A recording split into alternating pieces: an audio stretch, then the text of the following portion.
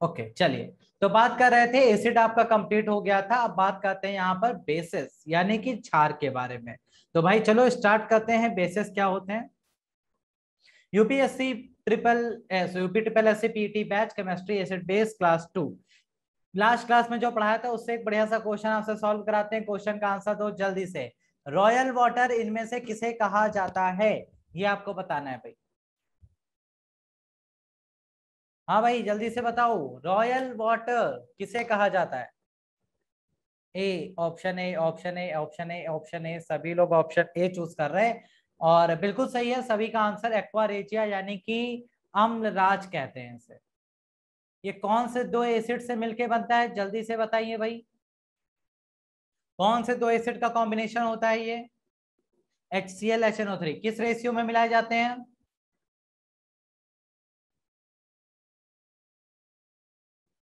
1:3, 3:1। Okay 3:1 में मिलाए जाते हैं। ओके बहुत बढ़िया। चलो आते हैं, बहुत बढ़िया बहुत बढ़िया बहुत बढ़िया। अब आते हैं अपने टॉपिक पे, बेसिस यानी कि क्षार की बात करते हैं। भाई क्षार क्या होते हैं, तो ये एक बड़ा सा क्वेश्चन आया कि व्हाट इज द बेसिस। तो बेसिस या क्षार को प्रॉपर्टीज के बेस पर पहचानेंगे जैसे हमने पीछे एसिड को पढ़ा था। लेकिन उससे पहले एक छोटा सा शॉर्टकट है। शॉर्टकट क्या है कि जितने भी मेटल के ऑक्साइड होते हैं, जितने भी मेटल के ऑक्साइड होते हैं, यानी कि कोई भी धातु का ऑक्साइड ले लो, MgO, Na2O, मेटल के ऑक्साइड होते हैं, या फिर कोई भी मेटल का हाइड्रोक्साइड हो, यानी कि कोई भी धातु का हाइड्रोक्साइड हो। हाइड्रोक्साइड मतलब जैसे NaOH या फिर MgOH होल ट्वाइस, ये हो, या फिर आपके पास मेटल का कार्बोनेट हो, Na2CO3, इस तरह से। अगर आपके पास कोई भी मेटल का ऑक्साइड, हाइड्रोक्साइड या कार्बोनेट है, तो जनरली वो क्या कहलाता है, वो क्षार कहलाता है, यानी कि बेस कहलाता है। एक शॉर्टकट तो आपको ये याद रखना है, कहीं पर भी धातु का ऑक्साइड, हाइड्रोक्साइड या कार्बोनेट मिले तो आंसर करिए वो बेस है, यानी कि क्षार होता है। ठीक है, सबसे पहला पॉइंट तो ये दिमाग में बैठा के चल रहा है। अच्छा अब आते हैं आगे इसकी प्रॉपर्टीज पढ़ते हैं। प्रॉपर्टीज सेम वैसे ही रिकैप करते हुए चलेंगे तो आपको एसिड भी याद हो जाएगा। ये भी एसिड में हमने क्या पढ़ा था कि एसिड वो यौगिक होते हैं जो पानी में घुलने पर या तो H+ आयन देते हैं या तो H3O+ आयन देते हैं। ये क्या करते हैं, जब इन्हें पानी में घोला जाता है तो ये आपको पानी में घुलकर OH- आयन देते हैं। ठीक है भाई, ये क्या देते हैं, पानी में घुलकर OH- आयन आपको देते हैं। तो ऐसे यौगिक जो पानी में घुलकर OH- आयन देते हैं उन्हें क्या कहा जाता है, उन्हें कहा जाता है बेसिस यानी कि क्षार। जैसे बीच बीच में स्लो हो जाती है आवाज, ऐसा कैसे भाई। क्या आवाज आपको कॉन्टिन्यूस सेम पेस के साथ नहीं मिल रही है क्या। हाँ भाई, एनी इश्यू विद साउंड, आवाज के साथ कोई समस्या। हाँ, कोई समस्या नहीं है तो आप प्लीज अंशिका जी थोड़ा सा देख लो, अपनी तरफ से चेक कर लो भाई, है ना। ओके चलो भाई, तो बात कर रहे थे यहाँ पर। तो H2O में मिलाओगे तो OH- आयन अगर अलग कर देगा तो समझ जाना वो क्षार है। फॉर एग्जाम्पल जैसे हमारे पास सोडियम हाइड्रोक्साइड है, तो अभी अभी पीछे पढ़ा के आए हैं कि धातु का हाइड्रोक्साइड हो जाए ऑक्साइड हो वो तो क्षार होता ही है। पानी के साथ देख लो, पानी में इसको मिलाओगे तो सोडियम अलग हो जाएगा और OH- अलग हो जाएगा, तो ये क्या है, NaOH, एक क्षार है। बिल्कुल सही बात है। और जो क्षार, जो बेस पानी में पूरी तरीके से घुल जाते हैं उन्हें एल्कलाइज कहा जाता है। उन्हें क्या कहते हैं भाई, एल्कलाइज कहते हैं। ये थोड़ा सा लाइन अच्छे से याद रखेगा, हो सकता है आपसे एग्जाम में पूछे जाए कि एल्कलाइज किसे कहा जाता है। तो जो पानी में पूरी तरीके से घुल जाते हैं क्षार, उन्हें एल्कलाइज कहा जाता है। बस सिंपल सी प्रॉपर्टी आपकी ये होती है। ठीक है, अच्छा ये स्वाद में कड़वे होते हैं। जैसे एसिड स्वाद में कैसे थे, खट्टे होते थे, वैसे ये स्वाद में कड़वे होते हैं, मींस बिटर इन टेस्ट।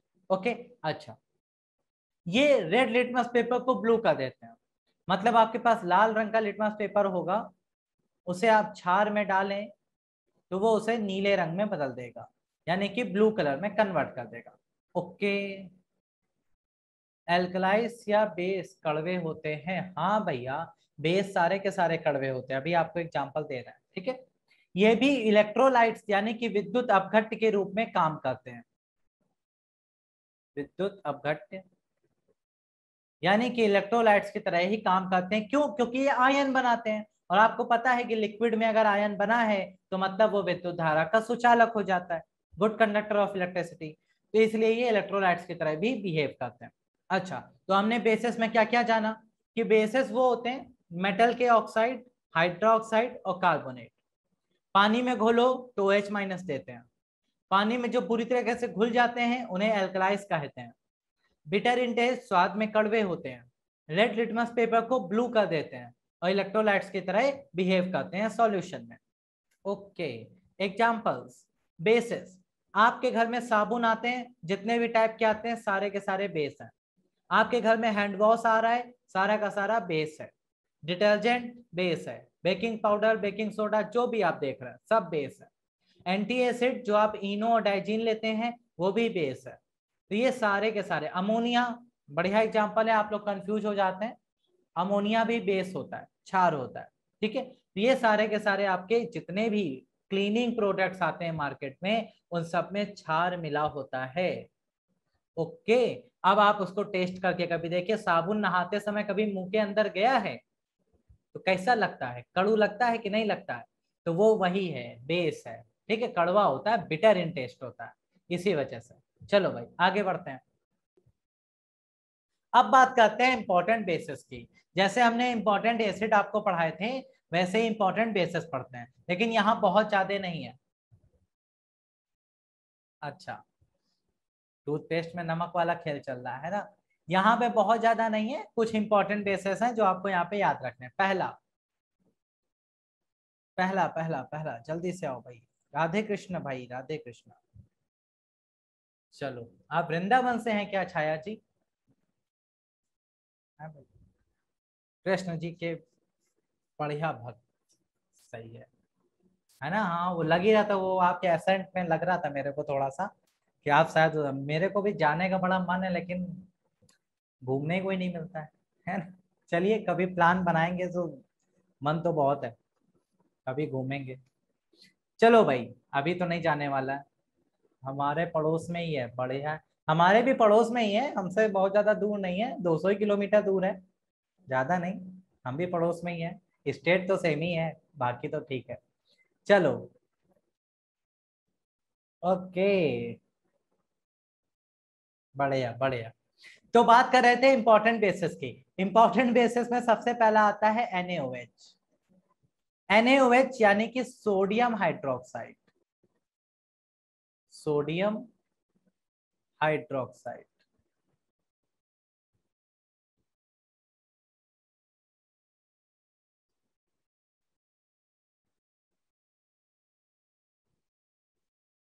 भाई सोडियम हाइड्रोक्साइड के बारे में क्या क्या चीजें इंपॉर्टेंट है बस वही आपको पढ़ लेना है। सबसे पहला बात, ये एक स्ट्रॉन्ग बेस होता है। क्यों स्ट्रॉन्ग होता है? क्योंकि ये पानी में घुलकर पूरी तरह से घुलकर OH माइनस आयन आपको प्रोवाइड कराता है, इसीलिए एक स्ट्रॉन्ग बेस कहा जाता है। ये एक प्रबल क्षार है, यानी कि स्ट्रॉन्ग बेस है। इसको हम लोग हिंदी में क्या कहते हैं भाई? प्रबल क्षार कहते हैं। ओके, क्यों? क्योंकि ये OH माइनस कंप्लीटली दे देता है, में ब्रेक हो जाता है, इस वजह से। अच्छा भाई, दूसरा, इसका दूसरा नाम क्या है? पेपर में दूसरे नाम बहुत पूछे जाते हैं। इसका दूसरा नाम है कास्टिक सोडा। इसको हम लोग क्या कहते हैं भाई? कास्टिक सोडा कहते हैं।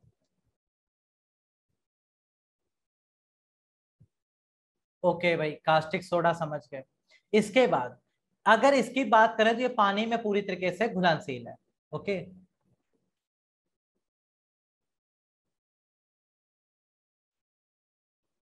Okay okay okay. अरे सुनो तो, सोडा ये खाने वाला नहीं होता है, कितना परेशान है। चलो, ये क्या है? वाटर सॉल्युबल होता है, यानी कि ये पानी में घुलनशील है। वाटर सॉल्युबल है, यानी कि पानी में घुलनशील होता है। अच्छा भाई, पानी में घुलनशील होने के साथ साथ ये जो है वो कार्बन डाइऑक्साइड और मॉइस्चर को हवा से एब्जॉर्ब कर लेता है, लेकिन ये आपके लिए इतना इंपॉर्टेंट नहीं है, तो आपको हम ज्यादा आपको डिटेल में जाना भी नहीं है। मेन आपको यूजेस पढ़ना है। यूजेस में अगर बात करें कहाँ कहाँ इसका प्रयोग किया जाता है, ये आपके पेपर में पूछा जा सकता है। तो भाई यूजेस ध्यान से सुन लेना, एक एक इंपॉर्टेंट है। सबसे पहला, ये कलर आपको दिख रहा है येलो वाला, कि डार्क कर दें, चलो ग्रीन कर लेते हैं, ठीक है, हाँ डार्क कर दिया कर दिया। सबसे पहले इसका यूज करते हैं सोप एंड डिटर्जेंट बनाने में। सोप एंड डिटर्जेंट, साबुन बनाने में और डिटर्जेंट बनाने में इसका प्रयोग किया जाता है, सबसे पहला यूज तो यही है। दूसरा, पेपर इंडस्ट्री में और टेक्सटाइल इंडस्ट्री में। पेपर इंडस्ट्री हुआ, टेक्सटाइल इंडस्ट्री हुआ, इन सब में भी इसका प्रयोग किया जाता है। उसके बाद इसका यूज हम लोग करते हैं इलेक्ट्रोलाइट्स के रूप में भी। इलेक्ट्रोलाइट्स यानी कि विद्युत अपघट्ट के रूप में भी करते हैं। अब यहां से आपके लिए एक बढ़िया सा क्वेश्चन, आप अपने नहाने में जो साबुन यूज करते हैं उसमें NaOH होता है, ओके क्लियर, क्योंकि जितने भी सोप बनते हैं, जितने भी डिटर्जेंट बनते हैं, उन सब में सोडियम हाइड्रोक्साइड यानी कि NaOH पाया जाता है, चाहे जौन सा साबुन हो, सब में NaOH है। आप नहाते हो उसमें NaOH है, यस और नो बताओ।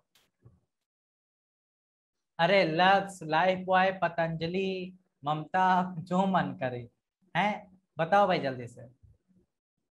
Yes, okay, yes yes yes yes yes. देखो भैया, आप जिस साबुन से नहाते हो उसमें NaOH नहीं होता है, ओके, ये वो साबुन नहीं है।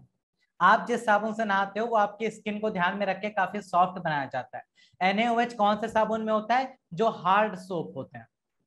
कैसे सोप होते हैं भाई? Hard soap. अब ये हार्ड सोप कौन से होते हैं? जैसे सर्फ एक्सेल का सोप आता है ना, कपड़े धुलने वाले साबुन आते हैं, घड़ी साबुन आता है, वो सारे के सारे हार्ड सोप होते हैं। उनसे जब आप अपने हाथों को कभी धुल लो तो रफ हो जाते हैं आपके हाथ, है ना, हो जाते हैं ना, तो वो हार्ड सोप बनाने के काम आता है। वो सिर्फ कपड़े धुलिए, बर्तन धुलिए, अपने आप को मत धुलिए, ठीक है, नहीं तो वो आपकी स्किन को खराब कर देंगे, रैशेस पड़ जाएंगे स्किन पे। इसलिए तो ये NaOH के इतने काम होते हैं, बस बढ़िया सा। ओके चलो सेकंड आते हैं। सेकंड आपका दूसरा स्ट्रॉन्ग बेस कौन सा है? वो है आपका KOH। KOH यानी कि पोटेशियम हाइड्रोक्साइड। इसको क्या कहते हैं भाई? Potassium hydroxide. अब ये पोटेशियम हाइड्रोक्साइड जो होता है इसमें क्या क्या प्रॉपर्टीज होती हैं भाई, तो वो सारी डिटेल में समझते हैं। सबसे पहले ये भी एक स्ट्रॉन्ग बेस होता है, क्यों? क्योंकि ये पानी में पूरी तरीके से क्या हो जाता है? डिजॉल्व हो जाता है।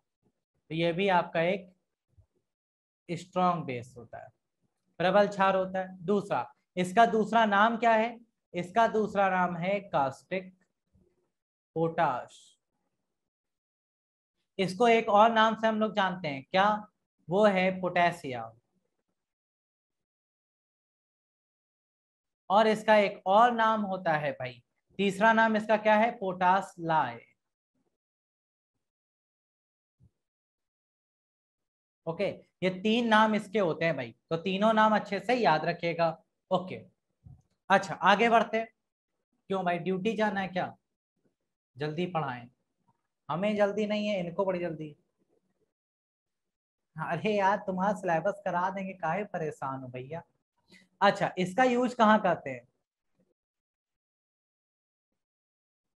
इसके यूज की अगर बात करें, इसके यूज की बात करें तो KOH कहाँ कहाँ? पहला पॉइंट, ये सॉफ्ट सोप बनाने के काम आता है। Soft soap, okay, soft soap यानी कि मृदु साबुन जो आप नहाने में यूज करते हैं वो बनाने के काम आता है। ये लिक्विड सोप बनाने के काम आता है। लिक्विड सोप यानी कि जो आपके हैंड वॉश आते हैं आपके घरों में, डेटॉल, लाइफ बॉय, इन सब के हैंड वॉशेस, ये सारे के सारे हैंड वॉश बनाने के काम आते हैं। उसके बाद ये फूड थिकनर के रूप में भी यूज होता है। ओके, फूड थिकनर, यानी कि खाने को क्या करता है, गाढ़ा करने के काम आता है, खाने को गाढ़ा करने में प्रयोग होता है। ठीक है, ये सॉफ्ट सोप यानी कि मृदु साबुन बनाने के काम आता है। ओके, लिक्विड सोप यानी कि जो हैंड वॉशेस होते हैं वो बनाने के काम आता है। और बाकी नाम तो इसका यही है, ये प्रबल क्षार होता है, ये भी आपको याद रखना। अच्छा, इसके बाद तीसरा कौन सा आता है भाई, थर्ड। थर्ड है आपका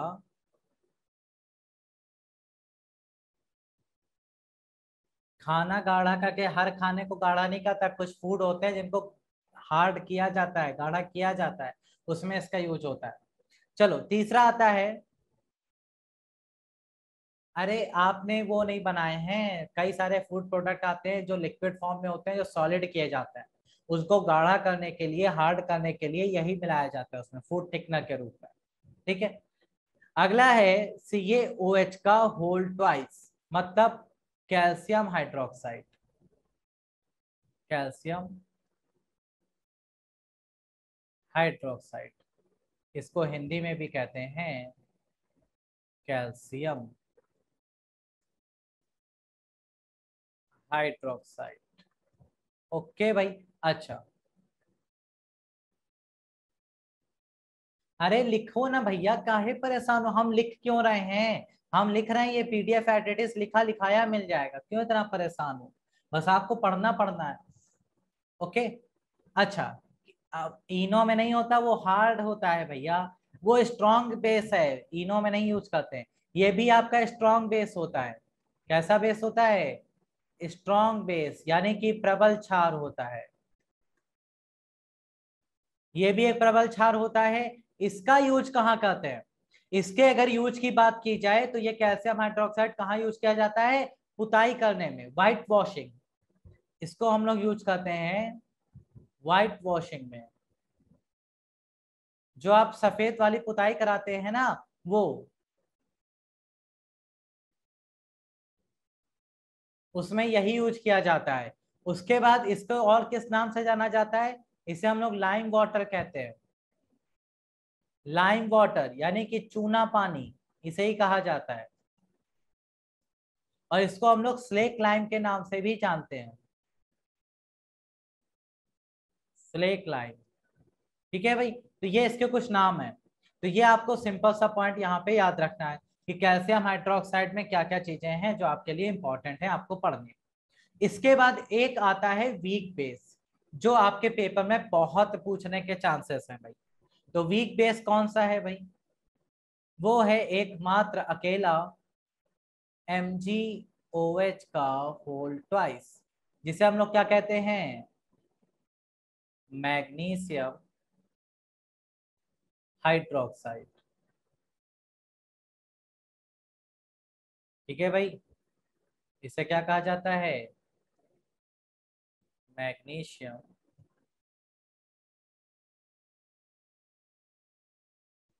हाइड्रोक्साइड। अगर मैग्नीशियम हाइड्रोक्साइड की बात करें तो यहां से आपके पेपर में सबसे पहला क्वेश्चन तो यही बनता है कि इसका दूसरा नाम क्या है। ओके, इसके दूसरे नाम की अगर बात करें तो इसे हम लोग कहते हैं मिल्क ऑफ मैग्नीशिया। ओके भाई, इसे हिंदी में भी यही कहा जाता है, मिल्क ऑफ मैग्नीशिया। ओके। अच्छा, इसके यूज की बात करें तो इसको हम लोग एंटी एसिड के रूप में यूज करते हैं, यानी कि अम्ल विरोधी। ये एक क्षार होता है, और ये कैसा क्षार है, ये एक वीक बेस है, यानी कि कमजोर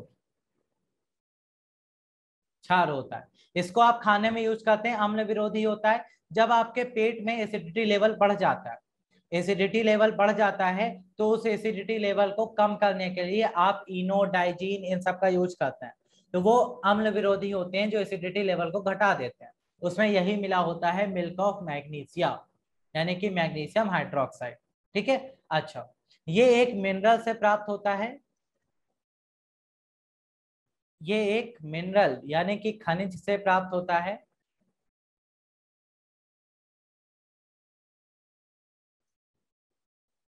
और उस खनिज को क्या कहते हैं? उस खनिज को कहते हैं ब्रूसाइट। ठीक है भाई, ये याद रखिएगा। ओके, ये आपके कुछ इंपॉर्टेंट फॉर्मेशन है जो आपको अच्छे से याद ही रखने हैं। तो milk of magnesia anti acid है, अम्ल विरोधी है, जो अम्ल के स्तर को कम करता है आपके स्टमक में। बस इतना सा कॉन्सेप्ट है जो आपको पढ़ना है। तो भाई जल्दी से एक बार रिकैप कर देते हैं, कहीं कोई समस्या हो तो पूछ लो। बेस में हमने सबसे पहला बेस क्या पढ़ा? NaOH, यानी कि सोडियम हाइड्रोक्साइड। सोडियम हाइड्रोक्साइड के बारे में अगर बात करें तो ये एक स्ट्रॉन्ग बेस होता है, OH माइनस आयन देता है। कास्टिक सोडा के नाम से जानते हैं, वाटर में सॉल्युबल है, सोप और डिटर्जेंट बनाने के काम आता है, लेकिन हार्ड वाले। पेपर और टेक्सटाइल इंडस्ट्री में यूज होता है, इलेक्ट्रोलाइट्स विद्युत अपघट के रूप में काम करता है।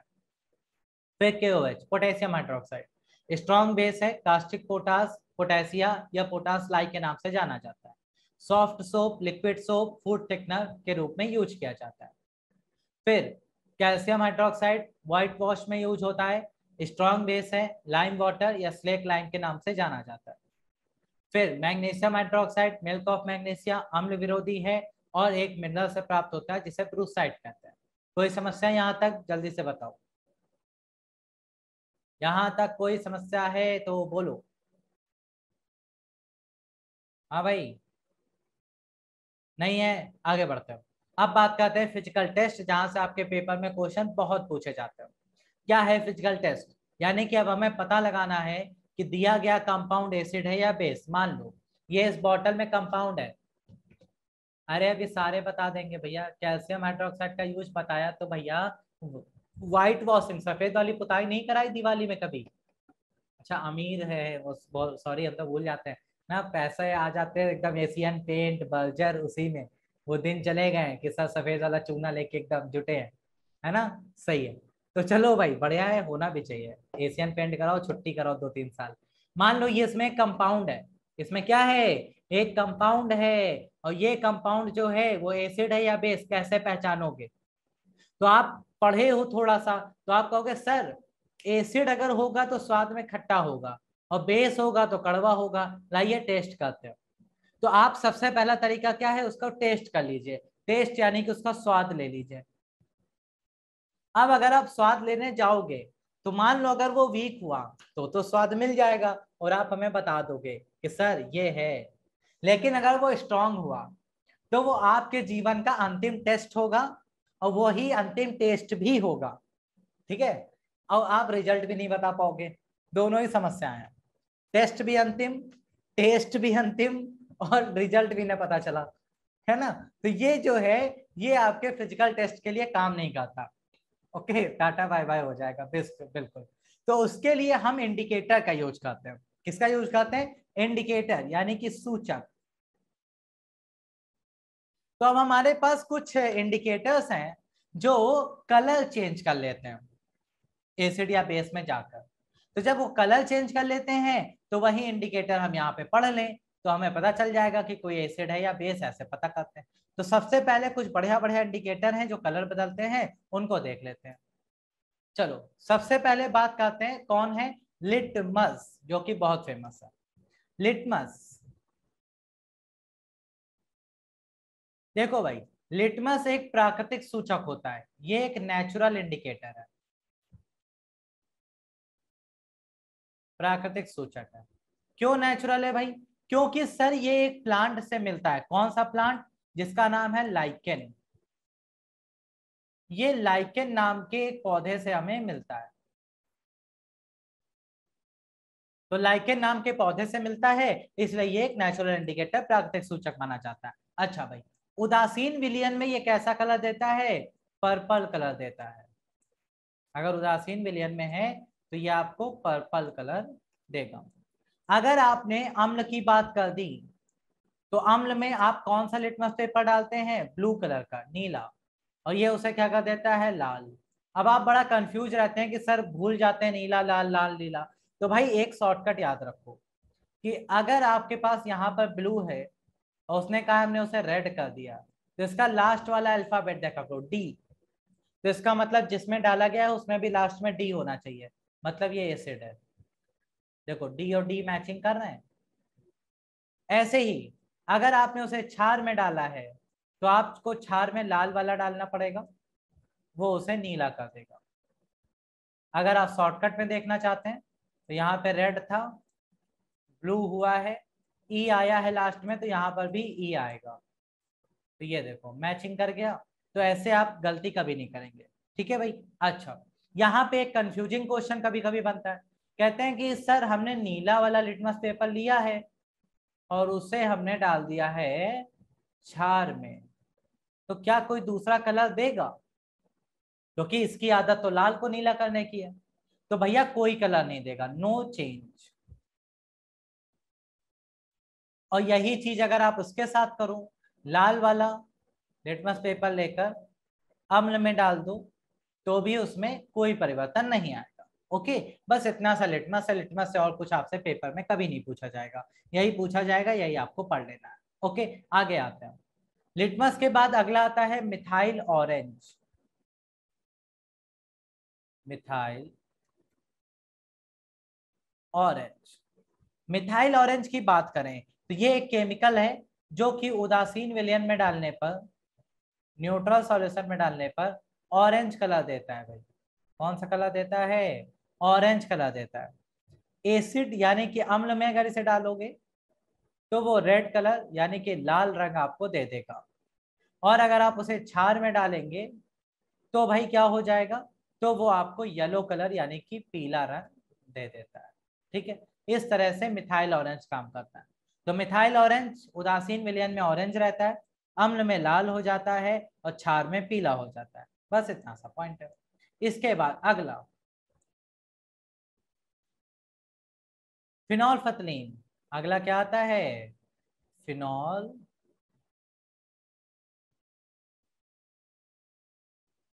फिनोल्फथलीन की अगर बात करें तो ये भी आपका इंडिकेटर है, जो कि उदासीन विलयन में डालने पर, उदासीन मतलब जो ना अम्ल है ना क्षार है, जैसे पानी, तो उसमें रंगहीन रहता है यानी कि कलरलेस, कोई कलर नहीं बदलता। अगर आप इसे अम्ल में डालो तो भी रंगहीन रहेगा, कोई कलर नहीं देगा। लेकिन अगर आप इसे क्षार में डाल दो तो ये आपको कौन सा कलर देता है? लड़कियों का फेवरेट कलर पिंक, यानी कि गुलाबी रंग दे देता है ना। बस इतना सा पॉइंट है। तो उदासीन विलयन में डालने पर रंगहीन, अम्ल में डालो तो भी रंगहीन और क्षार में डालो तो गुलाबी रंग। बस सिंपल सी बात है। ओके, ये आपको पॉइंट यहाँ पे पढ़ लेना। इसके बाद अगला इंडिकेटर आता है टर्मरिक। टर्मरिक यानी कि हल्दी।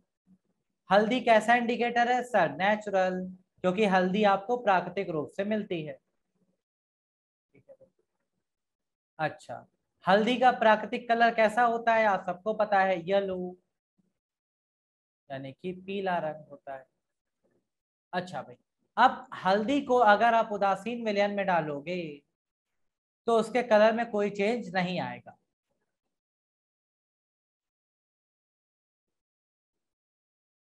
छोटू सा क्वेश्चन हो तो प्लीज वो भी बताइए इससे रिलेटेड। हाँ भाई, क्वेश्चन आपको अगर है तो पूछ लो, वैसे जितने भी क्वेश्चन बनते हैं वो सब मैंने बता ही दिए, इससे ज्यादा कोई क्वेश्चन नहीं बनेगा, है ना। आपको अगर कोई क्वेश्चन है तो आप पूछ सकते हैं बिल्कुल। उदासीन विलयन यानी कि न्यूट्रल में अगर आप डालेंगे तो ये क्या देगा? येलो कलर ही देगा, यानी कि कोई बदलाव नहीं आएगा, पीला रंग में रहेगा।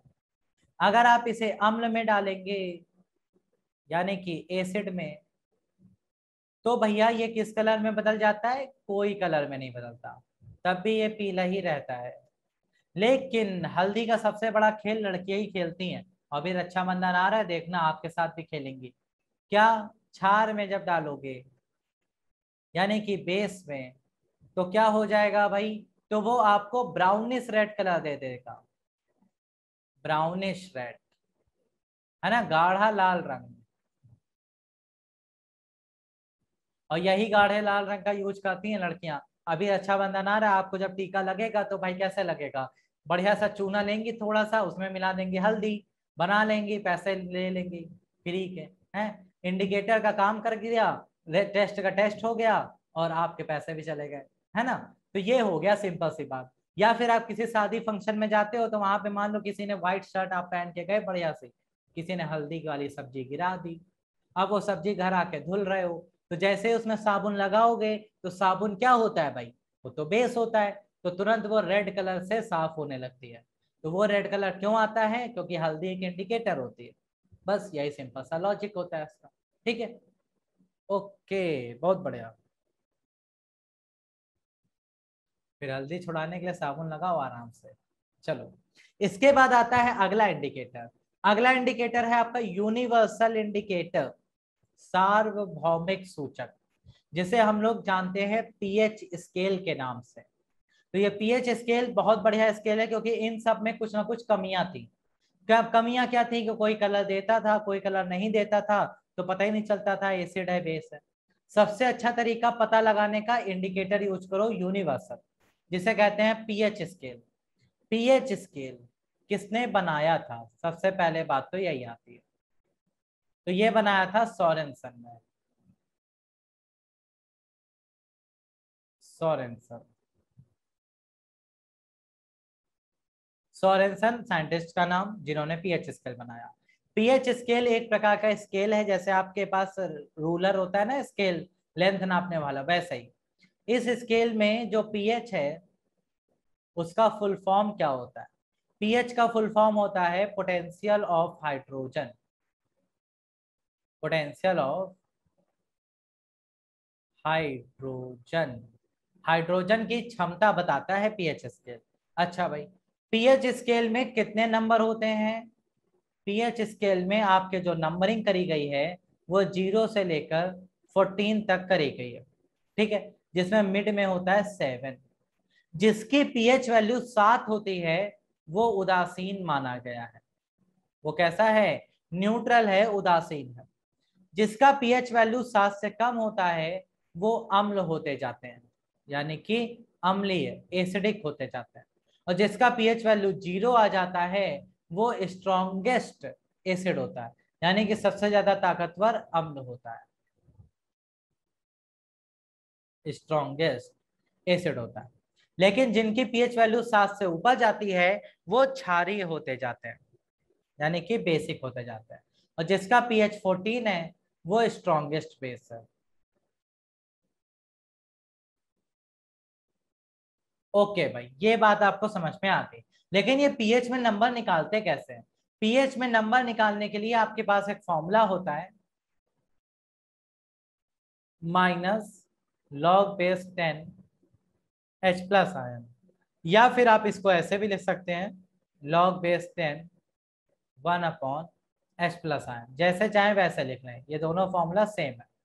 ठीक है, इससे आप पीएच वैल्यू निकालते हैं। तो पीएच वैल्यू अगर 7 से कम आ रही है तो अम्लीय विलयन है, और अगर 7 से ज्यादा आ रही है तो क्षारीय विलयन है, और अगर 7 आ रही है तो फिर वो आपका उदासीन है, न्यूट्रल होता है। अब आपसे पीएच स्केल में वैल्यू पूछी जाती है, कुछ एलिमेंट या कंपाउंड आपको दे दिए जाते हैं और कंपाउंड की वैल्यू पूछी जाती है कि बताओ इसकी पीएच वैल्यू क्या है। जैसे फॉर एग्जांपल आपसे पूछा जाता है आपकी बॉडी में जो ब्लड बह रहा है, खून, उसका पीएच कितना है। आप जो मिल्क डेली अपने घर में मंगा रहे हैं उसमें जो एसिड है उसका पीएच कितना है। आपका जो पानी आप पी रहे हैं आरओ वाला, उसका पीएच कितना है। आपके घर में लेमन आ रहा है, नींबू आ रहा है, उसका पीएच कितना है ना। ये सारी चीजें आपसे पेपर में पूछी जाती है, डायरेक्ट पूछी जाती है। ठीक है, तो चलो भाई जल्दी से बताओ किसका पीएच कितना। फॉर्मूला ये रहा भाई, फॉर्मूला ये है। ओके, चलो जल्दी से बताओ ब्लड का पीएच कितना होता है, खून का पीएच कितना होता है। बोलो भैया। ब्लड का पीएच, ब्लड क्षारीय होता है भैया। आपका ब्लड जो होता है वो क्षारीय होता है, थोड़ा सा बेसिक होता है। उसका पीएच होता है 7.35 से लेकर 7.45 के बीच में। यहाँ पे लाइक आता है ब्लड का पीएच। ओके, अच्छा, मिल्क अम्लीय होता है, पीएच कितना होता है भाई। दूध की बात करें, दही की बात करें, तो इनका पीएच होता है थोड़ा सा कम, 6.4। ठीक है, 6.4 ये मिल्क का पीएच होता है। ओके भाई, अच्छा, इसके बाद पानी की बात करें तो पानी तो आपका उदासीन होता है भाई। तो पानी का पीएच कितना है, एग्जैक्ट 7। पानी के पीएच में कोई बदलाव नहीं देखने को मिलता। लेमन, नींबू की बात करें भाई, तो नींबू का पीएच कितना होता है? नींबू बहुत खट्टा होता है, तो नींबू का पीएच कितना होता है? 2.4 होता है। 2.4 के आसपास नींबू का पीएच पाया जाता है। ये पॉइंट अच्छे से याद रखिएगा, ये आपके पेपर में पूछे जाने वाले क्वेश्चन है।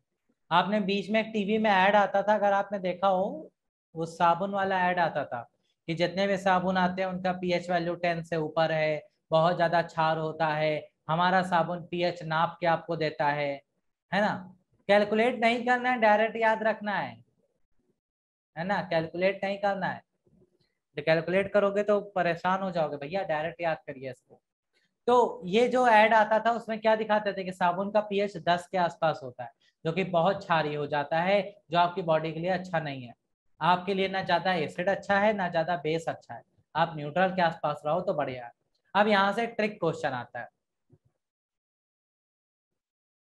चलो भाई ट्रिक क्वेश्चन, मेरे पास पानी है, मैंने पानी को रूम टेम्परेचर पे रखा, तो इंपॉर्टेंट पीएच ही तो बताए हैं भैया, ये कौन सा हम खेल रहे हैं, ये इंपॉर्टेंट ही पीएच बता रहे हैं जो पेपर में आएंगे। पानी 25 डिग्री सेल्सियस पे है तो उसका पीएच है 7। यही पानी 100 डिग्री सेल्सियस पे गर्म कर दिया जाए तो इसका पीएच बदलेगा या नहीं, बताओ। वाटर रूम टेम्परेचर पे है तो पीएच वैल्यू है 7। यही वाटर गर्म करके पहुंचा दिया जाए 100 डिग्री सेल्सियस पे तो पीएच बदलेगा या नहीं बदलेगा? अंकिता जी बहुत बढ़िया, नवीन बहुत सही। बाकी लोग कह रहे हैं ना बदलेगा सर। अरे बदलेगा भैया, पानी जब 100 डिग्री सेल्सियस पे गर्म होने लगता है तो उसकी पीएच वैल्यू डिक्रीज होकर 6.1 तक चली जाती है, यानी कि पानी अम्लीय हो जाता है। और फिर से ठंडा करने पर क्षारीय सॉरी उदासीन हो जाता है। फिर से ठंडा करोगे फिर से उदासीन हो जाएगा, लेकिन अम्लीय हो जाता है हाई टेम्परेचर पे। ये पानी के साथ थोड़ी समस्या है, तो ये आपको याद कर लेनी है कि पानी के साथ अगर समस्या है तो याद कर लो भाई कि पानी के साथ ये समस्या होती है। ठीक है, तो बेस आपके इतना ही है, इतना ही आपको अच्छे से पढ़ना है। यहाँ तक किसी को कोई दिक्कत अगर है तो बताओ भाई।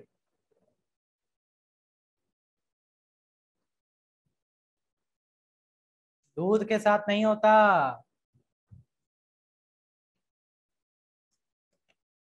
दूध के साथ नहीं होता।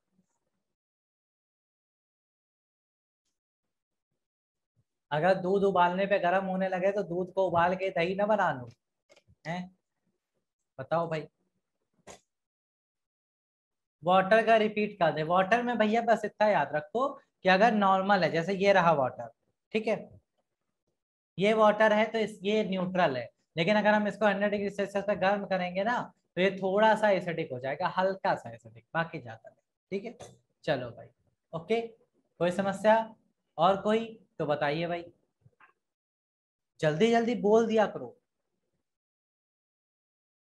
मिल्क का 6.4 गाय का है, नहीं भैंस का। गाय का नहीं, गाय का दूध मीठा होता है। एग्जैक्ट वैल्यू क्या होती है रूम टेम्परेचर की? अरे room temperature normal 22-23 degree Celsius से लेके आप 30-32 डिग्री सेल्सियस तक नॉर्मल टेम्परेचर रहता है ना, एग्जैक्ट वैल्यू कोई फिक्स नहीं है। रेन वाटर प्योरेस्ट फॉर्म होता है, रेन वाटर का पीएच 7 होता है। एसिड कैसे बनता है? एसिड कैसे बनता है? एसिड ऑर्गेनिक मिनरल प्राकृतिक रूप से भी मिलते हैं और मिनरल में भी मिलते हैं। हाँ बिल्कुल, इसीलिए टेस्ट चेंज होता है। बॉइल वाटर, बॉइल वाटर का टेस्ट चेंज होना लॉजिक इसमें नहीं है भाई। टेस्ट चेंज होना एक अलग चीज है, क्यों? क्योंकि जब आप पानी को उबालते हो तो खौलता ही हुआ पानी तो पी नहीं लोगे 100 डिग्री सेल्सियस वाला, ठंडा ही करके तो पियोगे। वो टेस्ट इसलिए चेंज हो जाता है क्योंकि आप जो पानी पीते हो वो कंटेमिनेटेड है। कंटेमिनेटेड मतलब कि उसमें मिनरल्स बहुत सारे हैं, मिनरल्स के साथ साथ कई प्रकार के सॉल्ट भी मिले हुए हैं, इस वजह से थोड़ा सा अच्छा लगता है पीने में। लेकिन जब ये आप डिस्टिल्ड कर देते हो, पानी को शुद्ध कर देते हो, तो ये मिनरल वगैरह सब उससे निकल जाते हैं, इस वजह से आपको पानी का स्वाद अच्छा नहीं लगता। ये वो लॉजिक है। हाँ एसिड रेन एसिडिक रेन सब वही है भैया, अलग थोड़ी ना होता है। चलो सॉल्ट में आ जाए, चलो नमक डाल दें खाने में। सॉल्ट क्या होता है सर? कुछ नहीं होता, एसिड लो बेस में मिला दो, बस क्या बन गया? सॉल्ट बन गया, और साथ में पानी भी मिल गया। तो यानी कि अगर दुनिया का कोई भी अम्ल उठाइए, उसको क्षार के साथ मिलाइए, तो आपको हमेशा क्या मिलेगा? लवण, यानी कि सॉल्ट, और पानी ही लिख लो, जल ज्यादा शुद्ध हो जाएगा, है ना? पानी मिलेगा साथ में। फॉर एग्जाम्पल मान लो आपके पास HCl है, आपने उसमें मिला दिया क्या? NaOH, तो एसिड और बेस मिल गए, तो क्या बनेगा? NaCl, सोडियम क्लोराइड और पानी। ये क्या है? ये है कॉमन सॉल्ट। कॉमन सॉल्ट जिसे हिंदी में कहते हैं साधारण नमक। इसे हम लोग टेबल सॉल्ट भी कहते हैं, अगर आपको पता हो तो। इसे हम लोग टेबल सॉल्ट के भी नाम से जानते हैं। ओके भाई, ये आपके खाने में यूज होता है, जो आप टाटा का नमक खरीद के लाते हो वो यही होता है। ओके, अच्छा बाकी पानी आपको मिल जाता है। इस अभिक्रिया को कहते क्या है? इस पूरी रिएक्शन को हम लोग कहते हैं न्यूट्रलाइजेशन रिएक्शन।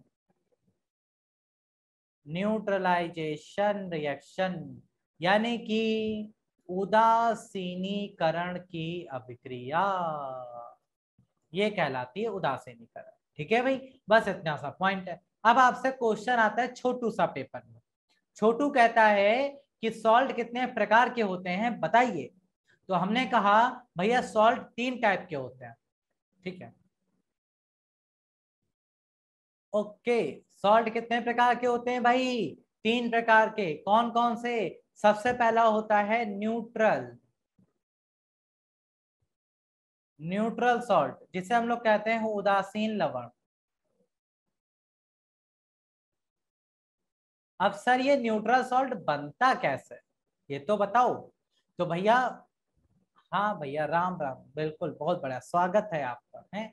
चलिए आइए, न्यूट्रल सॉल्ट उदासीन लवण की बात करें तो ये बनता है हमेशा और हमेशा जब आपके पास एक स्ट्रॉन्ग एसिड, कैसा एसिड? स्ट्रॉन्ग एसिड किसी स्ट्रॉन्ग बेस से मिलता है, तो वो दोनों मिलके एक दूसरे को न्यूट्रल कर देते हैं। तो कैसा सॉल्ट बनाते हैं? न्यूट्रल सॉल्ट बनाते हैं, उदासीन लवण बनाते हैं, और साथ में वाटर बनाते हैं। ठीक है, तो क्या पता चला कि अगर आपके पास कोई प्रबल अम्ल है, उसको आपने प्रबल क्षार से मिला दिया, तो हमेशा और हमेशा उदासीन लवण मिलेगा और साथ में जल मिलेगा।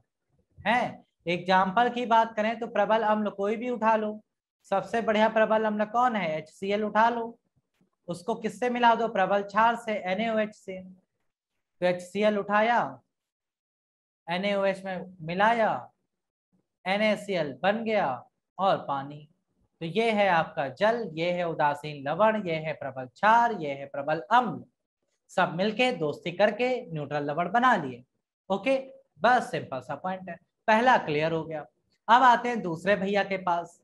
दूसरा टाइप का सॉल्ट होता है अम्लीय लवण। सेकंड क्या होता है भाई? Acidic salt. एसिडिक सॉल्ट यानी कि अम्लीय लवण, ये क्या होते हैं भाई?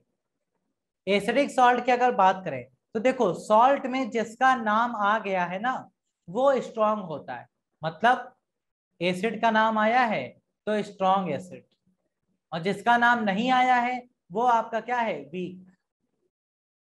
वीक बेस से मिला तो क्या बना? एसिडिक सॉल्ट बना, और वाटर बन गया। मतलब आपका कोई प्रबल अम्ल है, और उसको आपने मिला दिया है कमजोर क्षार के साथ,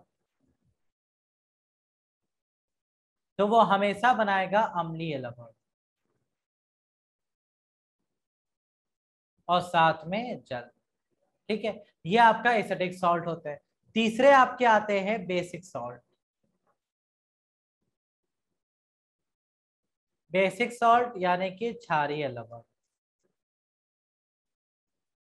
बेसिक सॉल्ट में उसका उल्टा हो जाएगा, यानी कि वीक एसिड उठाना है, साथ में स्ट्रॉन्ग बेस उठाना है, और क्या बना देना है भाई, बेसिक सॉल्ट बना देना है, और साथ में वाटर बना देना है। ठीक है भाई। तो आपके पास अगर कमजोर अम्ल है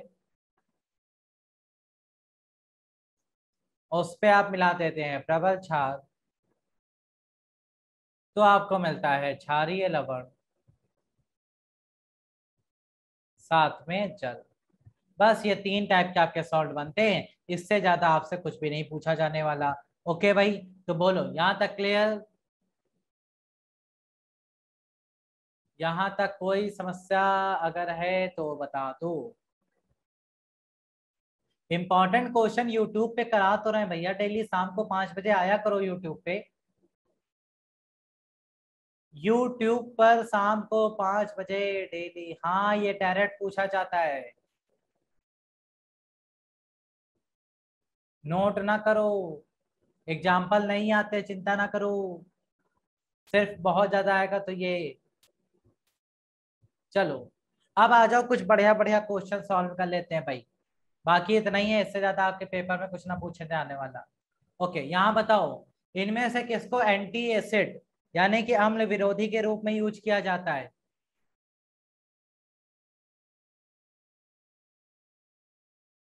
बताओ भाई, सोडियम हाइड्रोजन कार्बोनेट या फिर कैल्शियम हाइड्रोकार्बोनेट, सॉरी क्या पढ़ रहे हैं, कैल्शियम हाइड्रोक्साइड, मैग्नीशियम हाइड्रोक्साइड, या फिर ऑल ऑफ दिस?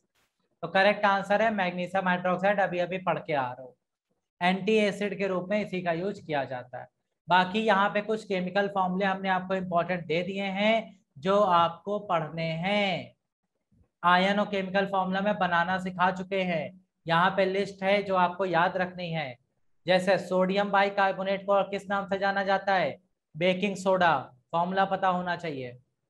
बोरैक्स का फॉर्मूला पता होना चाहिए। ब्लीचिंग पाउडर का, caustic soda, washing soda, dry ice, vitriol, जितने भी विट्रियोल थे मैंने आपको कहे थे, बहुत इंपॉर्टेंट है विट्रियोल, जरूर पढ़ना भाई।